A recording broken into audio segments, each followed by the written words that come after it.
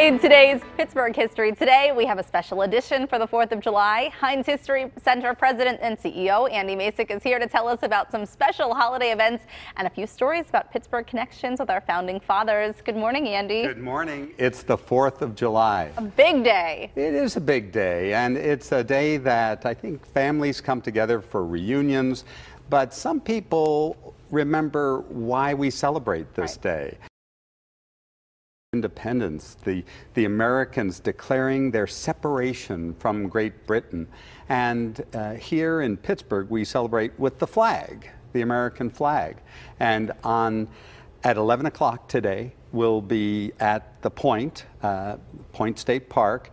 The Block House is the oldest standing structure in Pittsburgh, and there's a 100-foot flagpole there, and we're going to run up the Stars and Stripes, 13-star American flag, but it's huge. Huge. It's 36 feet long, it's 20 feet high. It takes like 50 people to hold on to this thing because it turns into a sail. We've had little kids go flying off into the trees. Yeah, we have. We need everybody down at the Point to help us hold down this flag if the wind kicks up. But then we pull down the British red ensign and we clip on the Stars and Stripes and hoist it to the top of that flagpole. We sing the StarSpangled Banner. Actually, the Yinzer singers are going to lead us in the StarSpangled Banner, and it's a great day.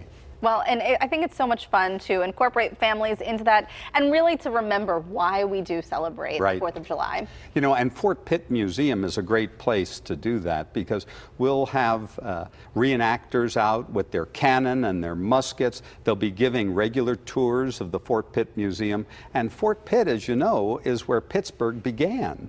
In 1775, American troops or Continental Militia got to Fort Pitt. The British left, and from that time on in 1775, Pittsburgh was part of the United States. Right.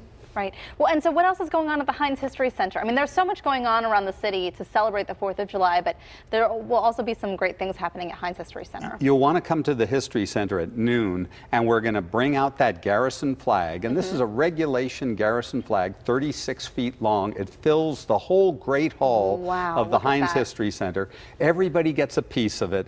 We talk about the history of the flag and the history of the United States. Our local veterans will be there. Then we'll fold that. It takes a whole bunch of people to fold in that triangular pattern the American flag. So I really do encourage people to come to the History Center that day. Remember, the History Center was once an ice house. And so when it's 93 degrees later today, you're going to want a place to get out of the sun and get cool. The History Center is the place to do it. It really is an amazing place to visit. Well, let's talk about the Pittsburgh connection to some of our founding fathers. Yeah, you know, there are lots of connections. Most people are aware that George Washington was 21 when he first came to Pittsburgh, and then he came back with General Forbes in 1758, and they named Pittsburgh. That's why Pittsburgh has an H on it to this very day. But George came back again and again, and one time when he came back to defeat the French, he was waylaid in the forest near the town of Braddock today, and that's where General Braddock was mortally wounded. But a lot of people don't know that Braddock's expedition was made possible by Benjamin Franklin. Franklin provided the 150 wagons that were needed to transport the supplies and troops, and it was Braddock who heard from Franklin that you better watch out in the forest because those Indians are likely to pick you off if your column gets strung out in the forest. And Braddock said, "It's impossible that any number of savages could make any impression on the king's regulars." I love when you tell stories because it really feels like you were there. I think I was. And Alexander Hamilton, too, there's a Pittsburgh connection. Hamilton was here.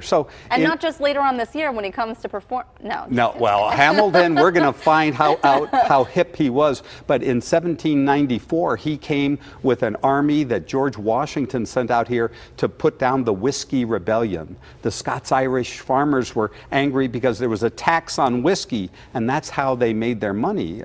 Rye and corn and wheat was converted into whiskey. It was a commodity, a cash crop. Well, Hamilton came out here with bayonets. He interrogated the people in the dreadful night, they called it. They rounded up all the usual suspects because the local farmers had tarred and feathered the tax collectors. Always interesting. And Hamilton was the Secretary of the Treasury. So he was the guy responsible for the Whiskey Rebellion. And the tar and feathering, apparently. And the tar and feathering. Well, I know you have a busy day ahead of you. Thank you so much for joining us. It's great to be here and celebrate that grand old flag. It's a high-flying flag, and forever in peace may it wave. That's right. Glad you came on today. Thanks so much. Learn more about today's holiday events on the History Center website. You'll find that link at kdka.com/PTL. Maybe Andy will sing for you too if you run into him. And keep watching for more Pittsburgh history today here on PTL when Heinz History Center President and CEO Andy Masich joins us as a regular guest.